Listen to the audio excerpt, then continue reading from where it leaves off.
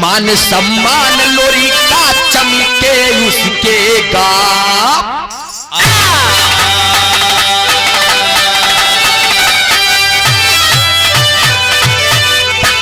याद रहे दोस्त, आज चनवा की शादी हो गई बात। चनवा की शादी केकरे साथ है भाई बा?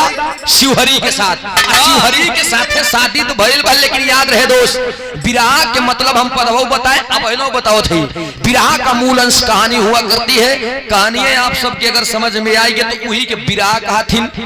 बाकी कितनों करेजा वाला हो, कितनों नरम दिल वाला हो, अगर लबल लबल लपसी नहीं सब चाड़िए तो विराह के मतलब खत्म। आज चनवा की शादी शिवहरी के साथ में होता है। शिवहरी बेचारू जन्मता नपुंसक रहे, छक्का रहे, उनके कुछ अंड बंड रहे ना।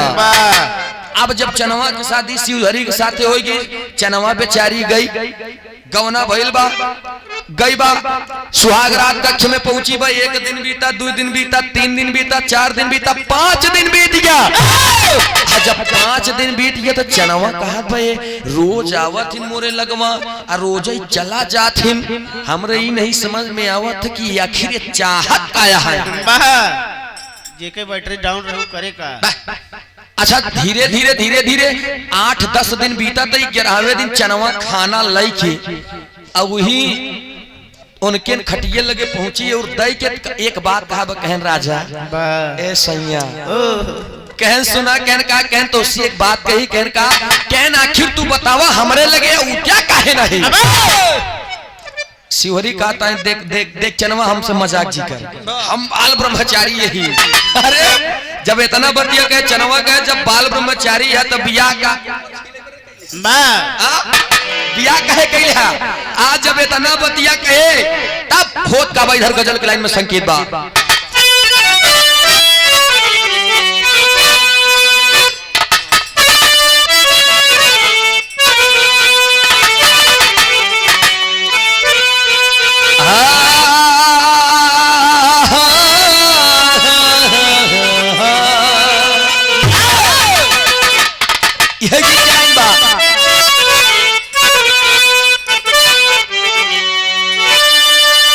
अजी जिंदगी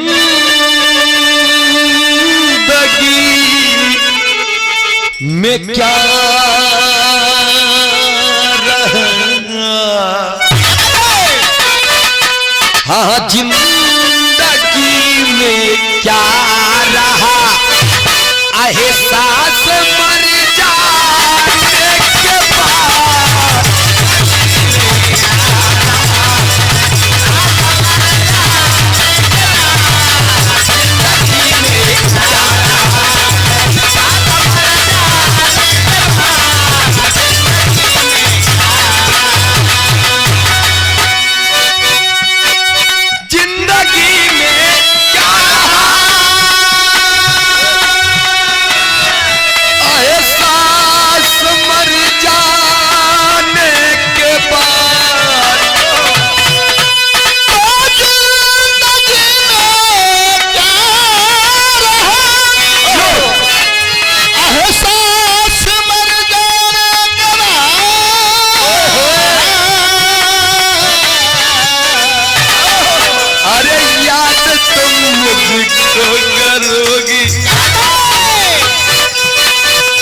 याद तुम मुझको करोगे अपने घर जाने के बाद।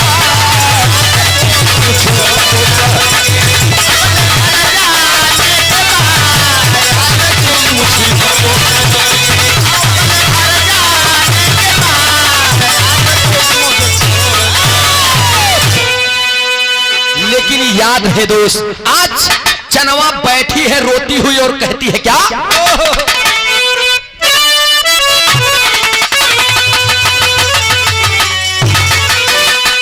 आज किस्मत मेरी फूट गई, आज किस्मत मेरी फूट गई। सापती पाने के बाद किस्मत मेरी फूट गई।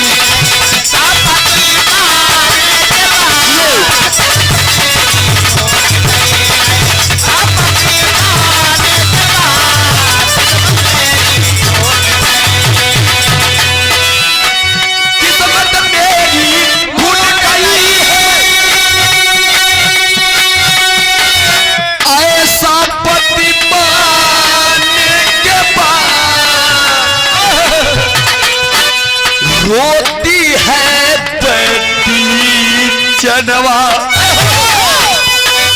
रोती है बैठी है चनवा पति को जमाने के पास रोती है बैठी है चनवा पति को जमाने के पास रोती है बैठी पति को जमाने के पास रोती है बैठी। याद है दोस्त चनवा रोवत बा 10-11 दिन बीत गया 12वें दिन चनवा जान गए कि इनके कुछ अंड बंड बा नहीं एकदम छुच्छाई है छुच्छाई फायरिंग करत है खटका दबत पे गोली है ये नहीं बस अब चनवा जान गए जब जान गए तो 12वें दिन सवेरे 3 बजे अपन बोरिया बिस्तर उठाए से भैया उठाए के लादेश 3 बजे भोर ये में चल देश जब चल रहे तो उधर 3 बजे मठवा चमार अच्छा जात धर्म छिपाने से ना तो छिप सकती है ना तो बताने ना तो इंसान को बताने से लाज आनी चाहिए। अरे सूरज यदुवंशी है यादव है तो यादव है। यही से एक लाइन में आप लोगों के बीच में कहना चाहूंगा इधर मठवा चमार सवेरे 3 बजे दंड बैठक कराया हुआ इधर से जब चनवा चलने बचपन से मठवा चनवा के बड़ा प्यार करत रहे आए हाय हाय रे चला थे रस्तवे में चला जाते रास्ता में आज जब रास्तवे में मठवा चमार से चनवा के भेंट हो तो भाई कहल गई का कहल गई नजम के लाइन में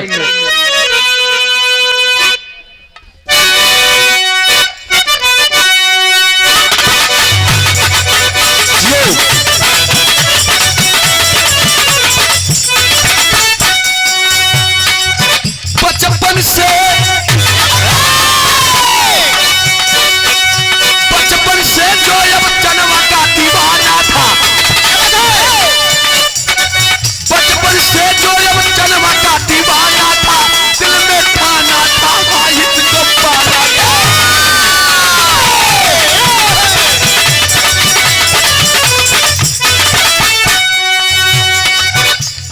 3 बजे भोरे 3 बजे भोरे में मठवा आया है मठवा चला है चनवा भी चल दी है दिमाग देखिए 3 बजे भोरे में मठवा जब आया है प्यार से मोहब्बत टकराया है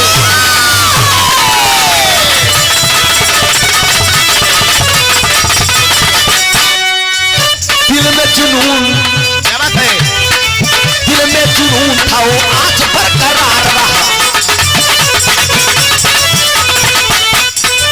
दिल में जुनून जो था आज बरकरार हुआ दिल में जुनून जो था आज बरकरार हुआ चनवा हुआ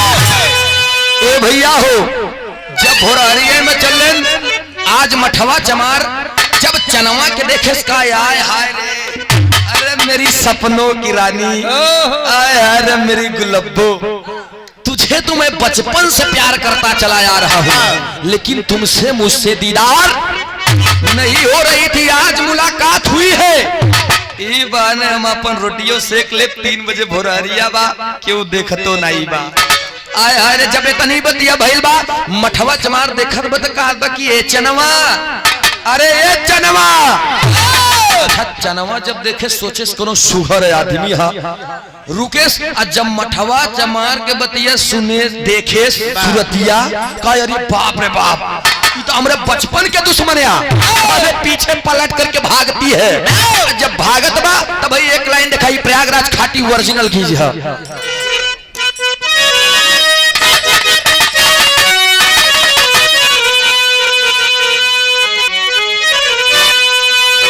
इलाहाबाद के 3 चीज बड़ा मशहूर है कौन कौन दादा राम कैलाश के लटका दादा का लटका दादा का लटका नहीं दादा राम कैलाश के लटका हैदर अली गुरुजी के झटका जेकरे कई आँखी लिलोर देते रहे ना ये जान ले कि बाली वाला काम करत रहे आधा लाई लेते रहे गुरुजी अधर का कारा बंदिश के माहिर, जिन्हें उही के समुंदर कहा जाता था, लाल जिलेरी उस्ताद जी के फटका, ये तीन चीज बड़ा मशहूर है। अच्छा दादा राम कैलाश जी हमारे गांव में, कैसे गांव में मास्टर साहब? हैदर अली गुरु जी हमारे गांव है, कैसे गांव है? देखा ही प्रयागराज के घाट में एकदम ओरिजिनलिटी है। कहाँ यारे धीरे धीरे पौआ, अरे धीरे धीरे पौआ धारा पारी धनिया तोड़े घूंघूनावा धीरे धीरे पौआ। हमारी बहन लोगों के गीत है, क्या बात है जियो से।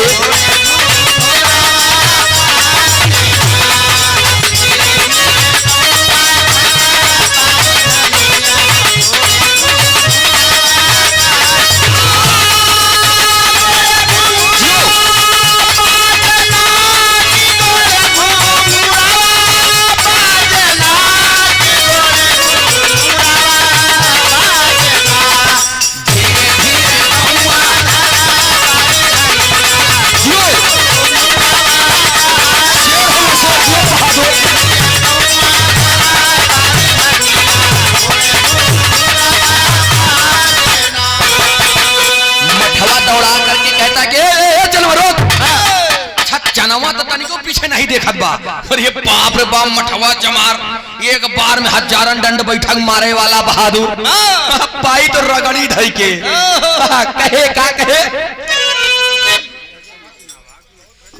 बा जनाब श्री जुगनू हैदर अली गुरु जी के झटका रहे। अच्छा औरो गाँव है, कैसे गाँव है मास्टर साहब?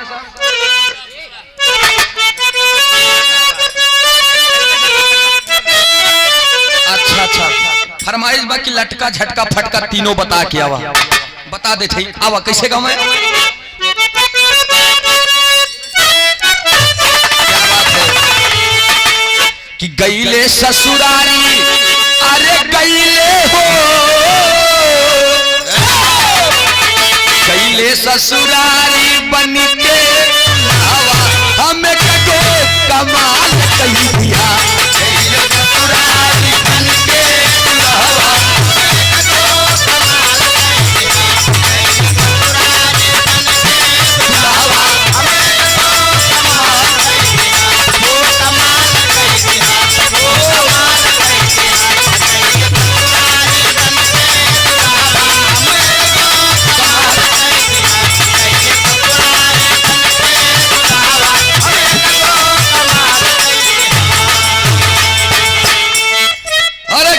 ससुराल बन के दुल्हवा हमने कगो कमाल रे कमाल कई दिया। छोटका सरवा छोटका सरवा छोटका सरवा चबलावा रसल हमरा लगी रुमाल दे दिया। सरवा चलावा रसल हमरा लगी रुमाल कई दिया।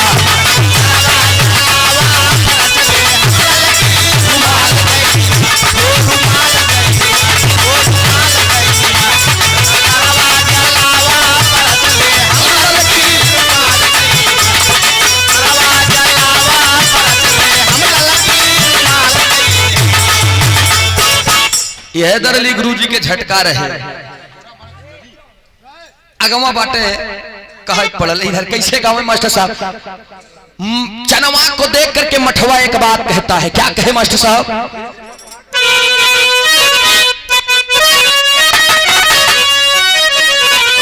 अरे तोहके देखी, अरे तोहके देखी के मोहित मनावा, अरे तोहके देखी के मोहित मनावा रानी का हनावा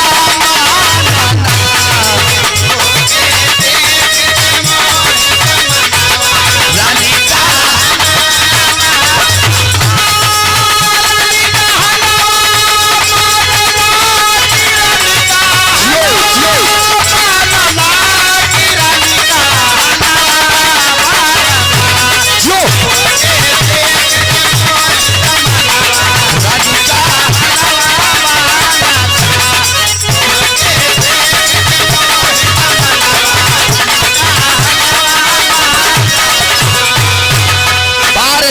बाबा विद्याधारी की लेखनी। अरे उठ गई है कलामा श्रृंगार वर्णन के लिए। कारी कजरारी कारी काजर की कोर कारी कारी कारी गोरिया की नजर भिकारी हो। चाल हूँ चले चाल चाल चटकीली चाल चपरा से चमके और गले माल होए हो। बेलना से बेली बेली बेली अला बेली बेली बेलना हथेली और नूतन नवेली हो। रूप रंग बारी बारी उम्र में बारी बारी बारी सुकुमारी और बरसाने वाली हो। बार कभी उस तरह से लेखनी आप लोगों ने कर दिया। अब के कवि और अब के गवैयन के बस के नहीं बा। लेकिन याद रहे दोस्त, कहा धन मठवा चमार देख के कहें रुको रुको रुको जान, आई लव यू। अरे मैं तुमको लाइक करता हूँ बचपन से। देख कर कहता है कि स्वामी तोहके देख के मोहित बमनवा रानी कहनवा मानाना। जब इतना बतिया कहा चनवा भागता ही जात बा कि कहूँ ऐसा न होई पकड़ ही पावे। अरे डरियावा जब इतना कहे चले ही जात बा, तब तक अंतरे में कहल गई कैसे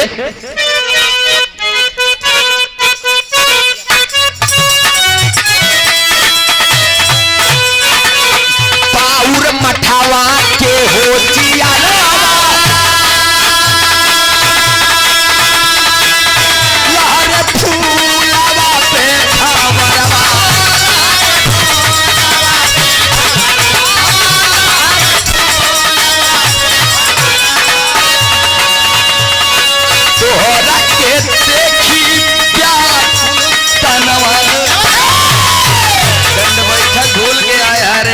लेना शुरू। भाग मेरी जान कहां तक भागेगी। तोहरा के देखी तनावा रानी का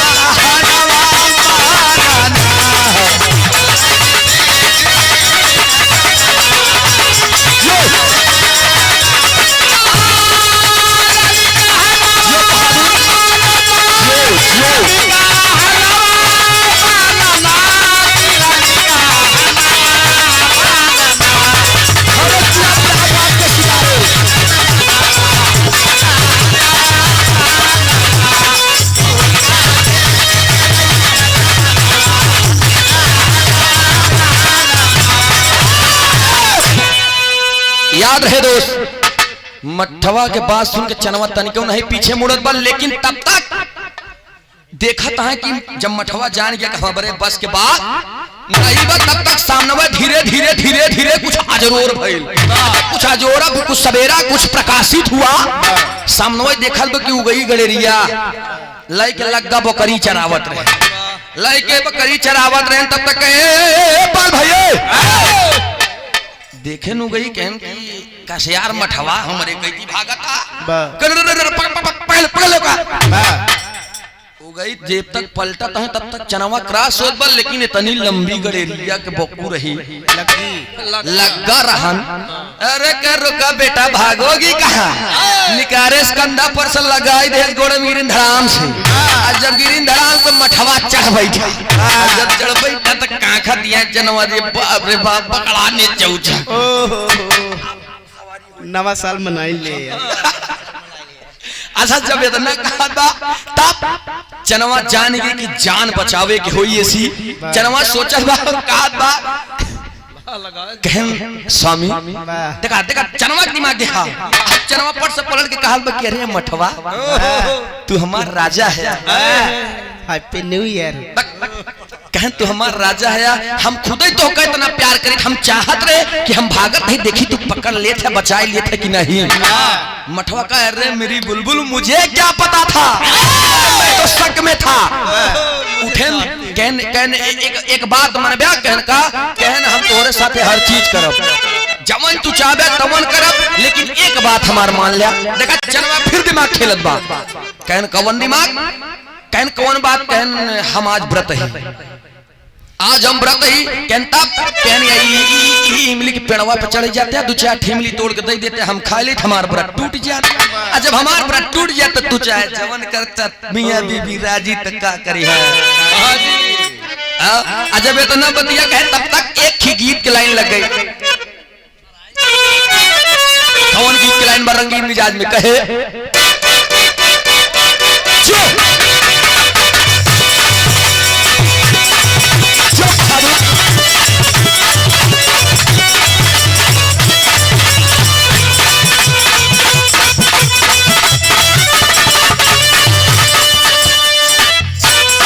वो शराबी मेहरारू के पति शराबी रहे, वो शराब पियत रहे मनैयो। धीरे धीरे धीरे मेहरारू शराब छोड़ दे, लेकिन मनैया जब शराब पियत बत अपने सखियन से कहा कि हम तो सुधरिए, लेकिन मुँह फूकना छौकल छौकल के चक्कर में समनाश के ले बा। कहन का काम बतावत है, का बतावले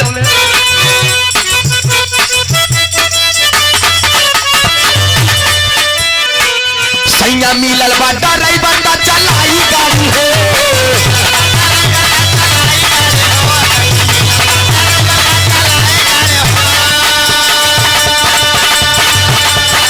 सैया मिलल बा ड्राइवर दा चलाई गाड़ी हो, गाड़ी आउट के तुला आई गाड़ी हो,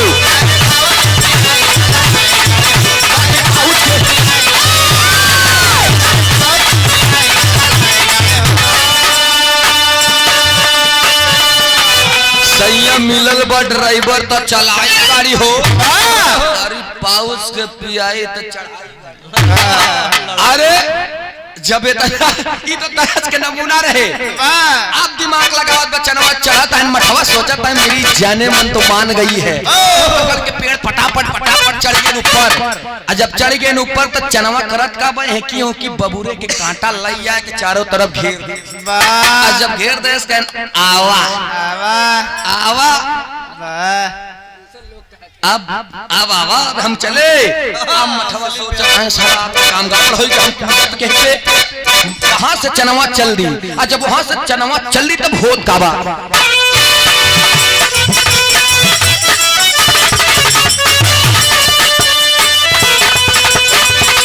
लोरी से हाल तब बताई चनवा हो,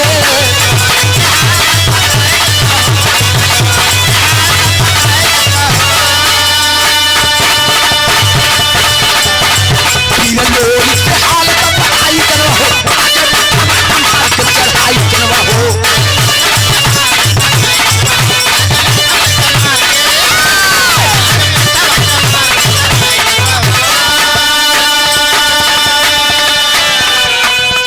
करके चनवा फिर लोरी से लिपट करके एक बात कहती है कि ये अरे धिक्कार है तुम जैसे वीर जवानों को रहते हुए। वीर लोरी कहे अरे चनवा क्या बात है, कहने रे आज मेरी इज्जत रास्ते में मटवा लूट लेता तो तुम जैसे वीर जवानों को रहने के क्या फायदा है। अरे वीर लोरी बांस कोर के का तेरी की हमरे रहते हुए कोनो ऐसन माई के लाल पैदा जौन तोहका छेड़ दे, इतना बतिया कहते बा।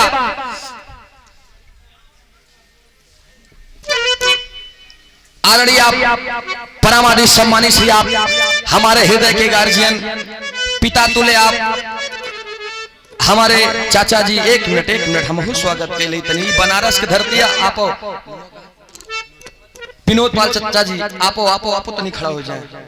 ये बनारस की सरजमी है और बनारस की धरती पर अगर पहला प्यार दुलार किसी ने दिया है तो आदरणीय आप हमारे पिता का श्रेय, पिता का दर्जा दिया करते हैं हम आपको। और आपके दिल में मन मस्तिष्क में सूरज यदुवंशी एक बेटे के रूप में रहता है, इसके लिए इससे बढ़कर बेहद खुशी की बात और कुछ नहीं हो सकती। आदरणीय आप हमारे चाचा जी राम भक्त हनुमान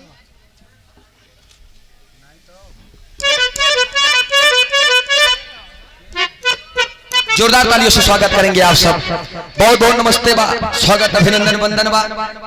बस यही तरीके से प्यार दुलार बनौले रहे। 501 रुपए का पुरस्कार चढ़ो में पहले आशीर्वाद की आकांक्षा में प्रतीक्षा बा। आशीर्वाद हम बच्चे कला में कामयाब रहे, जहां भी रहे खुश रहे आबाद रहे। वीर लोरी से जाकर के बताई चलवा है आज मठवा ने किया मुझ पे चढ़ाई चढ़ा। अरे जब इतना बतिया बताया तब अंतरा में कहल गई कैसे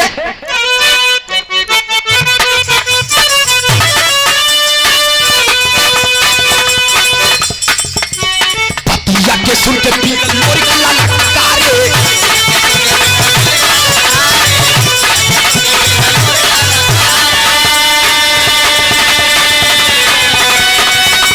बात को सुन करके वीर लोरी ललकार दिया, उठा करके चिट्ठी कलम को लिख देते हैं और पढ़ा देते हैं मटवा चमार को। मठवा चमार को कहते हैं क्या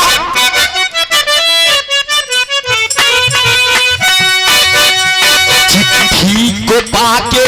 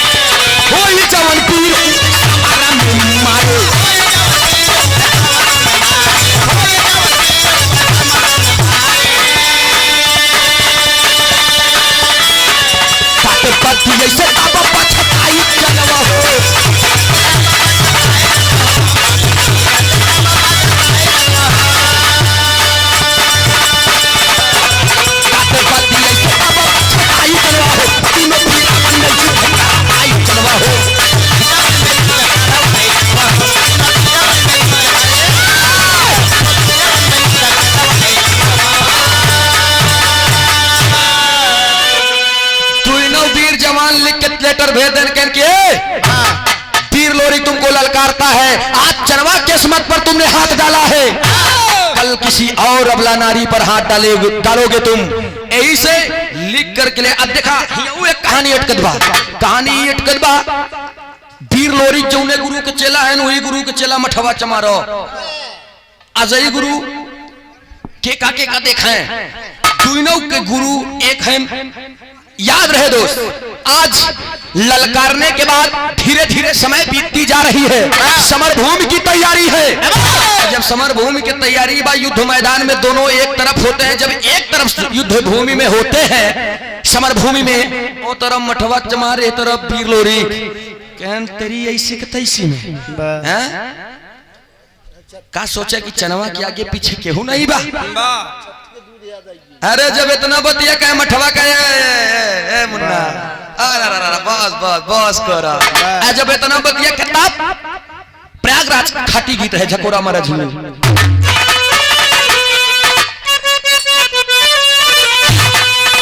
देखा ही हो एक ओरिजिनलिटी दद्दा राम आधार गीत के गीत है। कहा यार झकोरा मारा झूले आए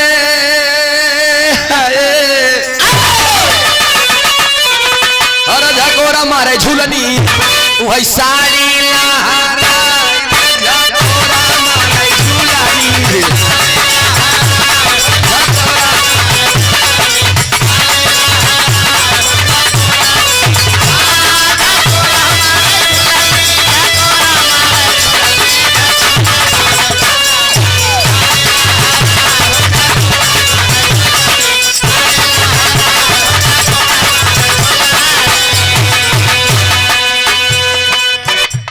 नदी के बीरनवा बोला आईबा कि ना, हमारो पियसिया मिटाईबा कि ना। झूला जब टूटी चिल्लईबा हाय हाय रे झकोरा मारे झूलनी साड़ी लहराए। लेकिन गीतिया दादा राम आधार गावले रहन हैदर गुरु जी गान कर हमार मुड़ी गडली काट दिए रे छेउकल अरे हमार मुड़ी कटली, अरे हमार मुड़ी कटली मोर बूढ़ा नाई हमार मुड़ी कटली। जो क्या बात है,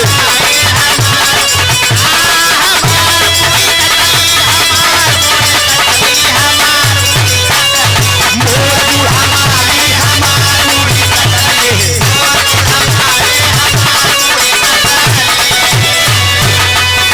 लेकिन करे बदवा फिर एक लाइन गलो अरे घोसोरी का बाबा था बार था गा कहाँ का, अरे घोसोरी का बाबा था वही सारी आई मझारी घोसोरी का बाबा था।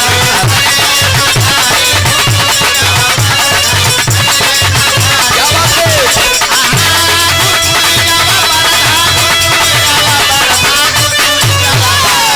सारी आई मझारी घोसोरी का बाबा था। लेकिन हमार गीत है कि अरे बड़ा नीक लागे। बड़े भैया हमारे पंकज पुजारी बहन बताओ बहन अधिकतर लेडीज से होता है, हमारा वो अधिकतर लेडीज जैसे प्रोग्राम हो इशारा करे लेकिन इधर अच्छा लेडीज से जब प्रोग्राम होता तब लेडीज हमके अगर कुछ कह लें तो हम गाइला की देखा हमेशा बाप है कि खेती नहीं जोते कुछ अपने से 20 साल लिखवाए ही हमार लोगन के ओरिजिनलिटी है कैसे। अरे बड़ा नीक लागे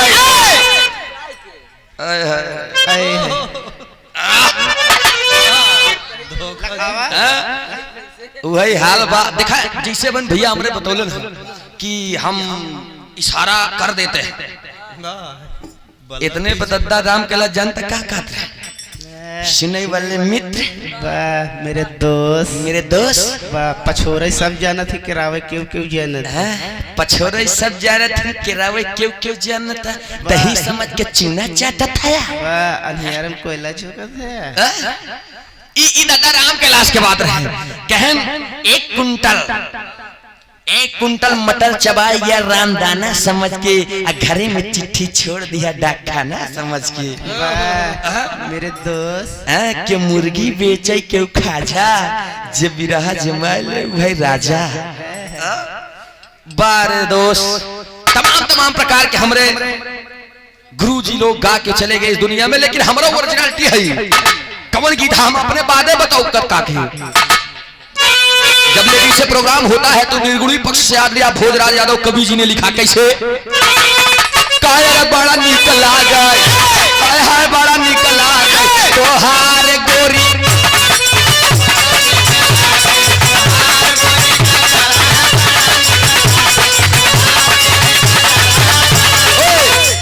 और माटी के मूर्तिया पे करा जिन गुमाना मटिया में मिल जाई माटी वाला ताना। अब एकरे बाद वाली लाइन बड़ी खतरनाक बा कमा अरे छल कई ना पावा अरे छल कई ना पावा जवानी वाला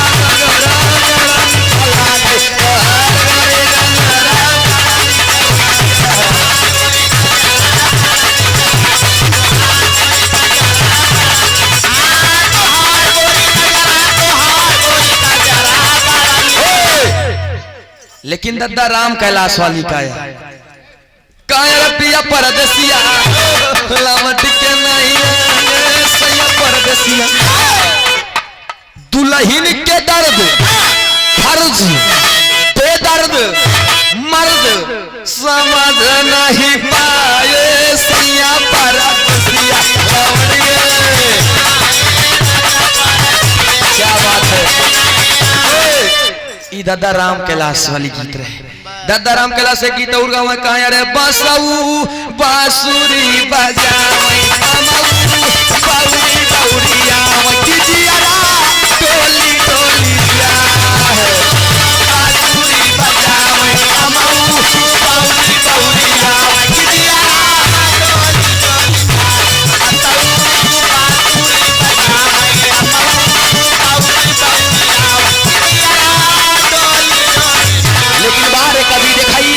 लिखल कैसे हर दुल्हन दुल्हा के बोलावई खुशी खुशी के खियावई कि दुल्हा ऐठी ऐठी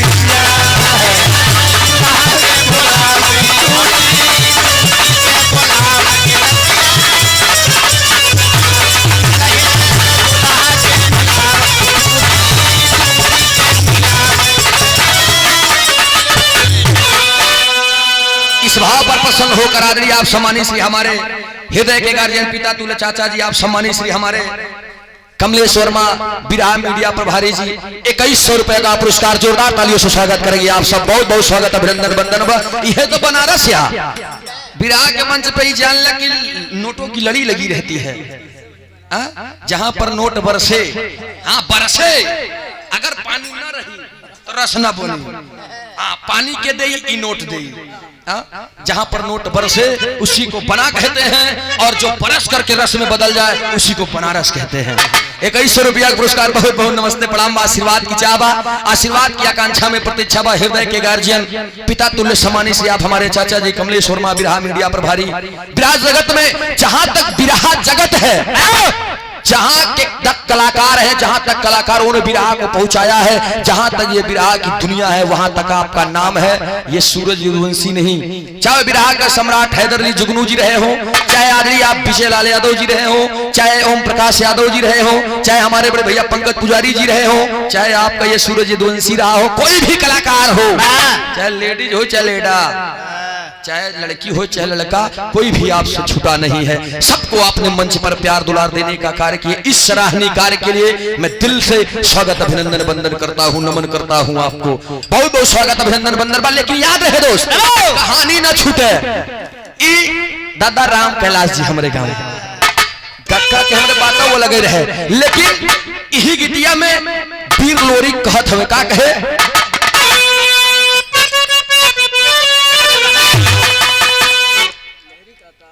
बारे लहरी काका अच्छा सब सुन लो मानत है। चाचा लाल जी लहरी उस्ताद गाँव है कैसे गाँव है बाही वही सिकोर दे एक कई बार तो प्रोग्राम है भवन से अच्छा बाही वही सिकोर दे जब एकदम ऐसे कैसे बाही वही सिकोर दे तनिको ही लेना मंच पर इस बात का रिकॉर्ड है। मैंने भी कई कलाकारों के साथ में उनका दंगल देखा भी हूँ मंच पर से तनिको हिले ना करे ऐसे खड़ा हो तो बस सिर्फ ऐसे नहीं से हो उनकर और ये गारंटी है पब्लिक भी मजा पाएगी खड़ा हो कहेंगे बड़ी बिस्तुया शेरे से नजर रहा। अरे लौंडे लवंडे, जब से तुम बिरहा गा रहे हो लालजी लहरी, कभी बादशाह हुआ करता था। सुनो, जिस स्कूल में तुम पढ़ रहे हो ना, उस स्कूल का कभी हेडमास्टर था मैं। और एक बात मैं बता दूं, अरे इश्क का बम बनाकर जाम पर फेंका करूं, इश्क का बम बनाकर जाम पर फेंका करूं, और खींच लूं तस्वीर तेरी रात दिन देखा करूं। जिया फोटोग्राफर। गाँव में कैसे गाँव में मास्टर साहब?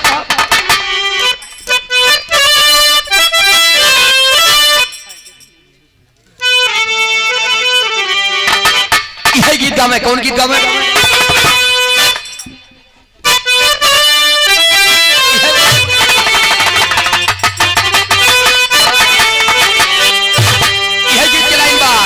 जी नया ना पूरा है, अरे नया ना पूरा है, न जाना पूरा है।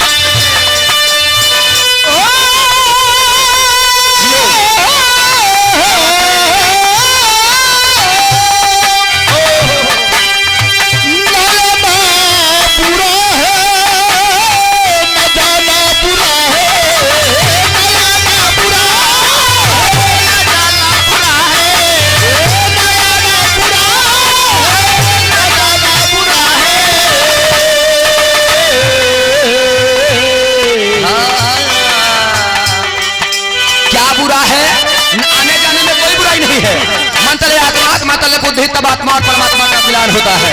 कैसे है बारे तरीका का, मगर आशिकों से,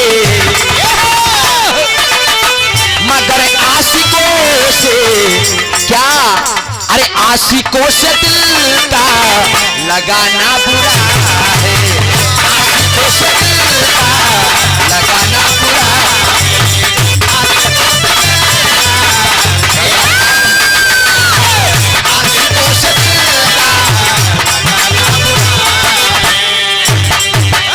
लेकिन याद रहे दोस्त, मैं बार लालजी लहरी उस्ताद अरे भाई गदेला बाटना, कसम से गदेला बाटना, तू का जन माया भाई गदेला बाटना। घूम के इलू मथुरा काशी भाई भतरासी बाटूना, लहरी गुरु जी गाँव, लहरी गुरु हुए सन्यासी भाई भतरासी बाटूना, तमाम प्रकार के गीत है। लेकिन वीर लोरी मठवात के लिए कहते हैं, क्या कहते हैं? अरे गरजा वीर बघेला, अरे गरजा वीर बघेला, तब लोरी कबाला वान हो, गरजा वीर बघेला।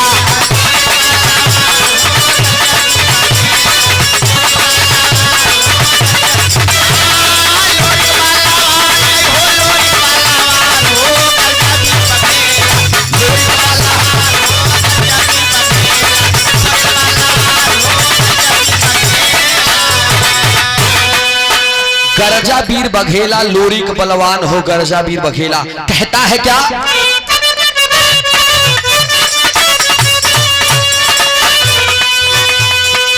आज समर भूमि में धूलिया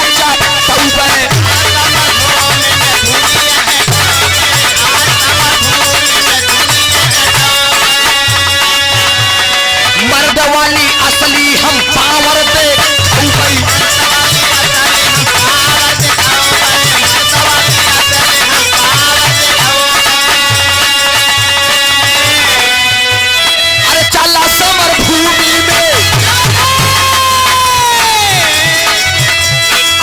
समर भूमि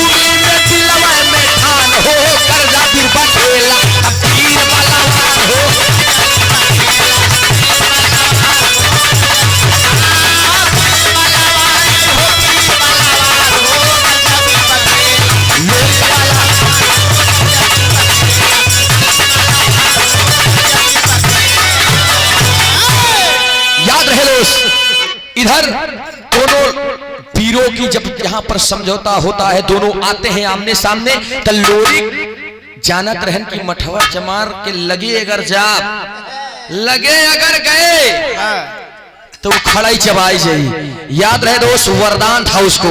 आज जब इतना बतिया सुने थे तो लोरी कहन अजय गुरुजी लगे धोबी लगे कहा थे गुरुदेव कहन का कहन आज तो मठवा से झगड़ा होगी बा कहन तब कहन अरे समर भूमि में ललकार के आज दोनों का आमना सामना है। कहन तब कहन हमका उनकर दांव बतावा कैसे मारी। कहन ऐसे तो बच्चा लोरी ना पौ गया तो से कई गुना ताकतवर बहू। कहन तब कहन एक काम करा कहन का कहन जा तू कम से कम नहीं तो 20 बीरा पान खाए ले।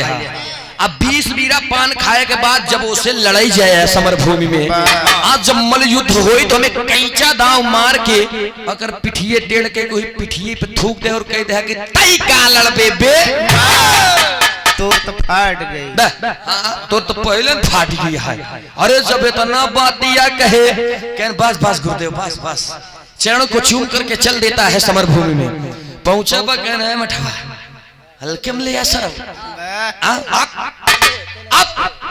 अरे मठवा देखा बा कहन सरवा सीखे बका अच्छा वो जब इतना बतिया कहे तब मठवा भीड़ के बाई। जब पकड़े धीरे धीरे धीरे धीरे दांव को देख रहा है, देखते देखते देखते देखते लोरी फट से कैचा दांव मारा। अब पलट गए मठवा। जब पलट गए तो 20 बीरा पान चबाए ना पिच से लाई देन। जब पिच से लाई देन के जा ससुर पे तो छुबो नहीं बे तब फाट देखें लाल लाल खूने की नहीं। बाप बाप चेक करे लगन। जब तक चेक करे नहीं भैया हो घूमते हैं तब तक उठा करके तलवार आज वीर लोरी वार करता है। कैसे करत बा गीत की लाइन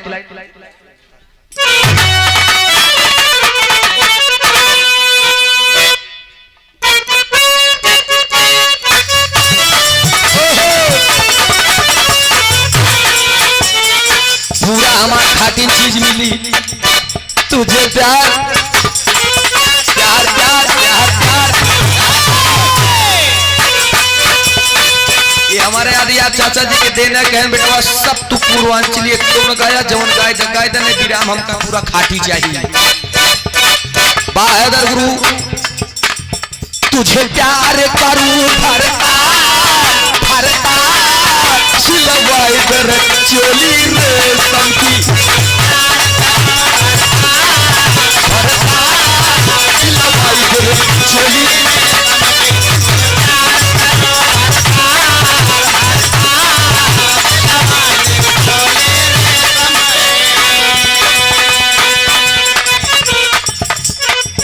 लेकिन वीर लोरी करता है क्या?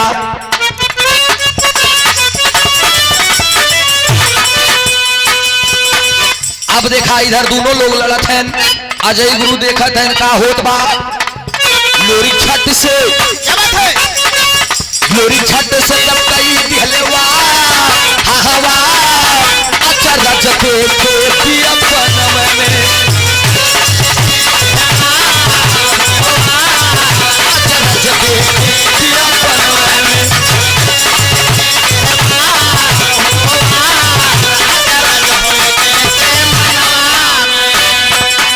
उठा करके तलवार और करता क्या है अंतरे में कहना है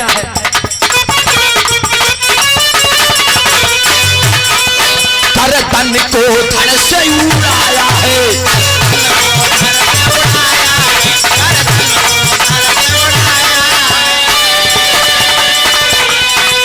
मन से वो मुक्ति पाया है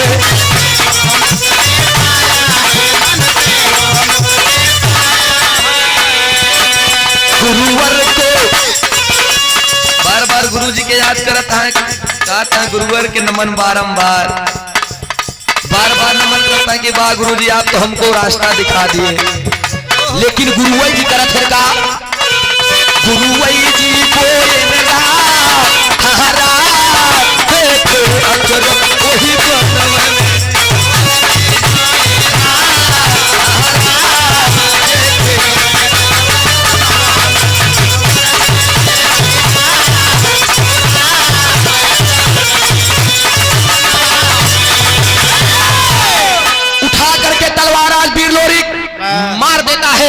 और सिर से धड़ जब अलग हो जाता है तो सिरवा जाए के एक घूरे पे गिरत बा। जब घूरे पे गिरत बा क्रोध में एकदम लाल मठवा, और क्रोध में लाल होकर के दिमाग लगाता है मठवा और लोरिक से कहता है कि वीर लोरिक, आ लोरिक, अगर असली नौजवान है, असली वीर आना सामने से वार करता है तब हम जानी तो होगा। अरे यार धोखे में वार का देखा एक वीरता ही बा, धोखे में वार करने वालों को भी वीर कहते हैं। कबो कबो कबो कबो कोनो लिख देश कहन, कबो मारे वीर तो कबो भागे वीर, दोनों के वीर कहा थे बारे वीर। अच्छा इधर वीर लोरिक मार दे, सिर से धड़ अलग हो गया, और जब सिर से धड़ अलग हो गया गरजे लगे की तेरी मठवा हमसे लड़ाई आई रहे। अरे जब इतना बतिया कलेबा तो मठवा वही घूरे पर से उसका सिर है, और सिर से उसकी आवाज आती है कि वीर लोरिक, तुमने तो मेरा खात्मा कर दिया है, तुमने मुझसे युद्ध जीत लिया है। एक काम करो, मरने से पहले मुझे पानी पिला दो, मुझे बहुत तेजी से प्यास लगी है। जब पानी को पिलाना चले तब गुरुजी के एक बात याद आएगी कि बेटा देखना करीब मत जाना, करीब जाबे बेटवा जथस पानी पियोबे न तो ऊ बची, न जथस पकड़े रहबे ऊ बची। घायल शेर बा, और उसकी एक आदत थी याद रहे दोस्त, 20 हाथ तक, कितनो बड़ा मनई रहा 20 हाथ 25 हाथ के ऊपर चबाया जाए, लेकिन बाहर मठवा चमार आज दिमाग लगाओ। तब पानी को पिलाने के लिए लोरिक तैयार हो जाते हैं, गए 60 पोड़े के पास लेके आए, 60 पोड़े के पास होगा छेद करके खूब बढ़िया बना के लगाए उनके मुंह में ढरका हला लिया, पियासा चोंगस पानी पिया दे, हला पियासा या चोंगस पानी पिया दे, लगाई दे मुंह में ढरका कहना आवा ले पिया चोंगा चोंगा। इधर पानी डालने लगे, याद रहे दोस्त प्रमाण मिला है वेदों में, प्रमाण मिला है किताबों में, 20-25 पोड़ का बांस मठवा पानी पीते पीते चबा गया था दोस्त। आप बचा 35-40 पोड़ उतने में वीर लोरिक के बेटवा पिया मरी हो चाहे नहीं हम चले चबवाऊ का तो सी। जब इतना बतिया कहे वीर लोरिक चला था, लेकिन याद रहे दोस्त इधर वीर लोरिक के एक वरदान और रहे। कौन गीत के लाइन रहे, कहना पड़ा तेरी में कहना वा,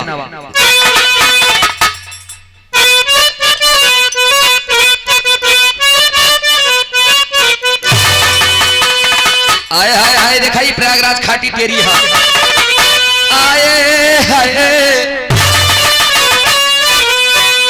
अरे ज्वाला ज्वाला जवानी जंगी ज्वाला बन गई, ज्वाला ज्वाला जवानी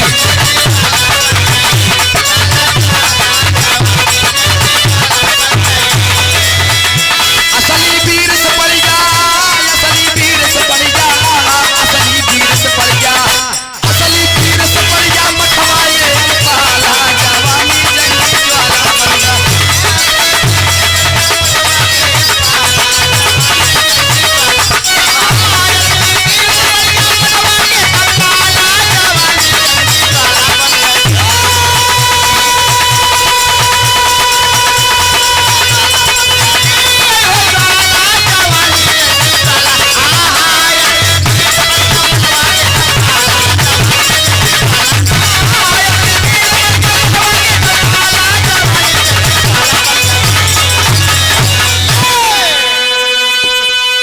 असली वीर से पड़ गया मठवा के अपाला, जवानी जंगी ज्वाला बन गई।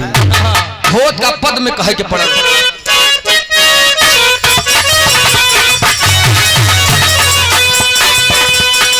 युद्ध दोनों वीर में हुआ, दोनों रहे ललकार सुनो, युद्ध भूमि में लड़ाई छिड़ी है, हो गया रे पार सुनो, मौत बैठे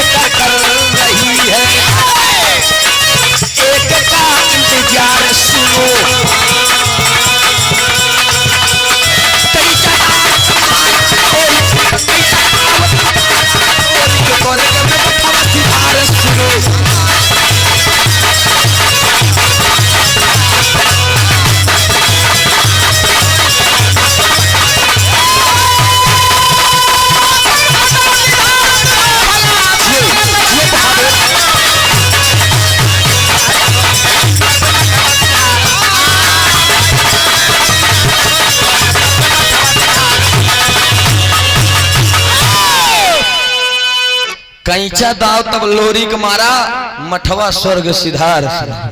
चल रहे बेचारू, लेकिन याद रहे दोस्त जिल्लत भरी जिंदगी जिया नहीं था मठवा, और बता दिया उस समय जा लोरी जा, धोखा नहीं किए होते तो ये मेरा वादा रहा कि तुम्हारे बस की बात नहीं थी कि मेरे साथ तुम युद्ध कर सकते।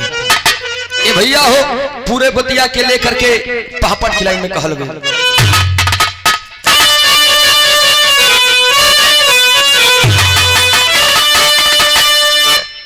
अरे छिड़ल बाटे जंग में घमसा नवा जनवा हाजिरबा, अरे बीच जंग में छिड़ल बा घमसा नवा जनवा हाजिरबा, अब पीर लोरी अलवा जनवा हाजिरबा।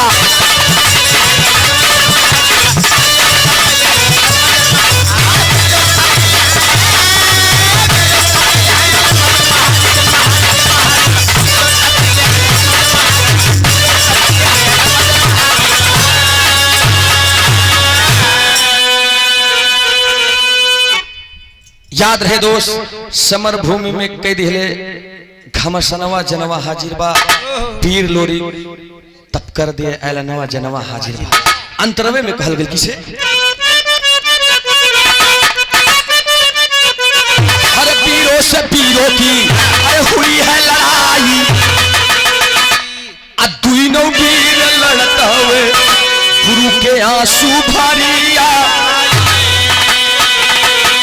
अरे कैसे छोड़ाई दुइनों के का करी जतनवा जनवा हाजिरबा, अरे कैसे छोड़ाई दुइनों के का करी जतनवा जनवा हाजिरबा, पीर लोरी अलवा जनवा हाजिरबा।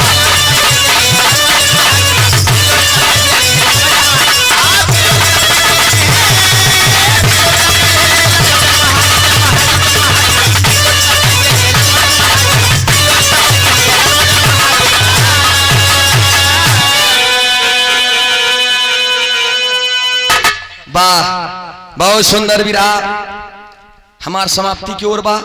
याद रहे दोस्त मठवा चमार का गला कट के आज घूर पे रखा बा, बार बार तू जिंदा हो जाते लेकिन बाद है दुर्गा माई वाह लतवे से धक दबा दिले, जब धस गई तब से आज तक भी एक प्रमाण है, और कौन प्रमाण है ये आल्हा की लाइन में बताओ।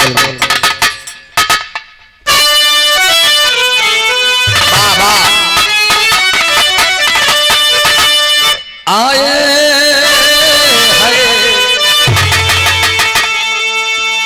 आहा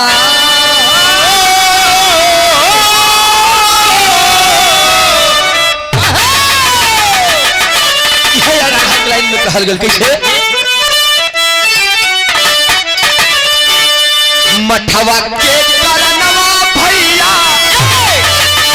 अरे मठवा के करनवा भैया खूर ना उठावे के हूँ,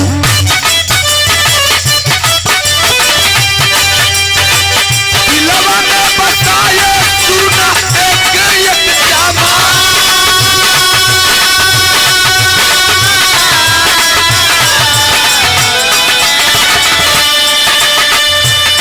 एक एक चाहे जौन चमार बिरादरी के लोग हो, लेकिन घूरे के अपने मुंडे पे नहीं ठूठा कहना का कैसे,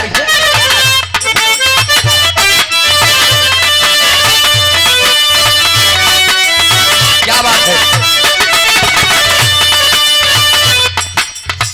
पीरा लोरी काई गईले भाई साथे छोटा बाबू,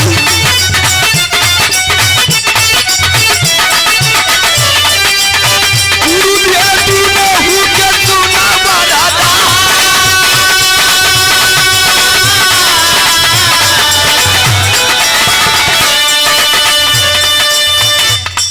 बन में उस रणदंगल में उस समर भूमि में एक ही गुरु के कारण आज एक शिष्य तो विजयी हुआ लेकिन दूसरा मारा गया, और जब मारा गया उस घूर में जब उसकी मूड़ी दब जाती है, उसका सिर दब जाता है। आज तक प्रमाण मिला दोस्त, कोई भी चमार जाति के लोग घूर को अपने सिर पे नहीं उठाते। होत का बा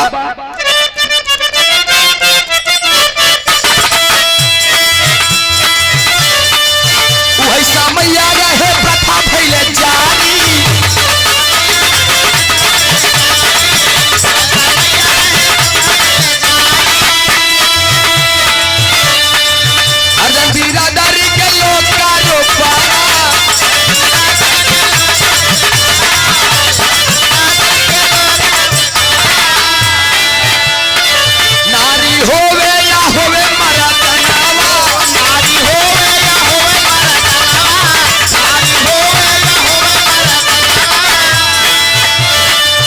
या बहिर चाहे केहू के ना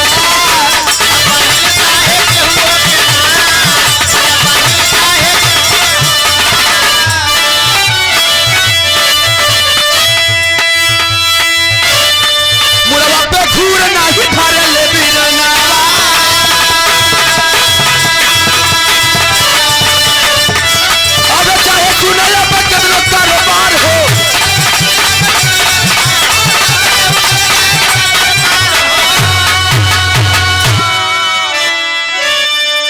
खड़ी में कहना पड़ा दोस्त क्या प्रमाण मिला लास्ट में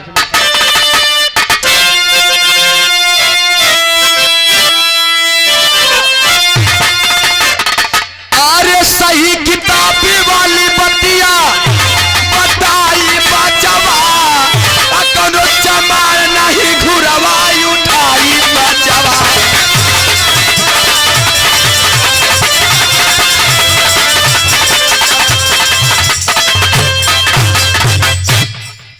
सही सही किताब वाली बतिया बताई बचवा कोनो चमार नहीं घुरवा उठाई बचवा। आज चनवा से का करे के नपुंसक के शादी भइल बेचारू शिवहरी के त का करे को गई फसौतेन त का करे को हो कि मिलान हो त लोरिक से बतौतेन तब जाए के झगड़ा हो कहना पड़ा दो। अरे बीर लोरी को वाली सुना ताथा बानी राल अरे चल भयो तेरा दिलवा के बन गई लचाल हेलो अरे याद करके दिल में बतिया सताई बचवा अपनो चमार नहीं गुड़वाई उठाई बचवा। यही हमारे विवाह का प्रमाण मिला जब से मठवा चमार की गटई गर्दन सिर उनका दबा उसमें तब से कोनो भी चमार बिरादरी के लोग खूर को अपने सिर पे नहीं उठाते हैं। छाप में कहना तो भुल्लू रामधार है दर गुरुवर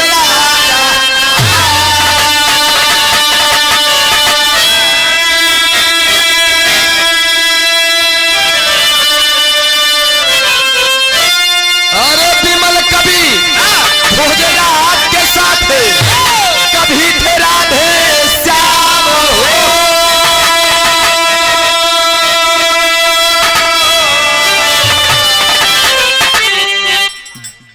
जवानी